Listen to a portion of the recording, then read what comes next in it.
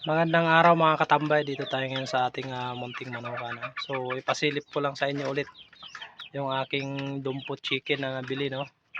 So this time pinagsama ko na yung babae at lalaki. So ito na sila, tingnan natin. So yan na yung mga babae natin, malalaki na rin. Ayan yung isa, so bali tatlo yan. Nagtago na yung isa. Ayun, ang ganda ng kulay.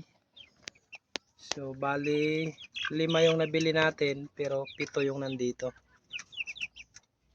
So yan, ito yung ating napasurvive na nag-iisa. Unknown breed to, so di ko alam kung anong breed nya. So ito naman ang aking Dumpo Yugi. So yan, ang lalaki na nila. So dito naman sa taas ng aking kulungan, meron din ako dito. Dito ang aking nabili ulit, trio din ito. So yan, General Siamo, sabi nung napagbilhan ko. So yan ang lalaki, malaki na siya, nasa 3 months na yan.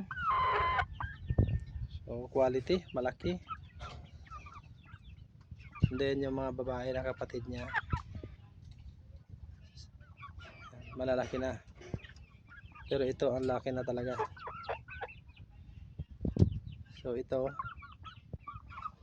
trio sila na nabili ko, pero hindi magkapatid yan, magkapatid lang pero magkaiba ng buwan. So yan, yung babae nasa 2.5 buwan pa yan, mga babae. So dito naman sa kabila, ito naman yung aking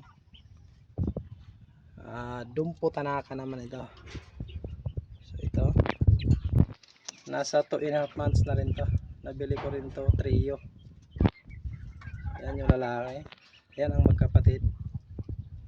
So yan yung babae, quality, malaki na rin.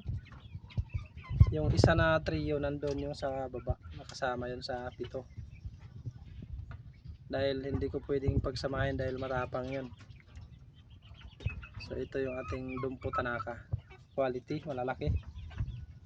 Kita naman natin sa paa, talagang quality yung mga manok na to, malalaking breed. So hopefully makapagpalahi rin tayo nito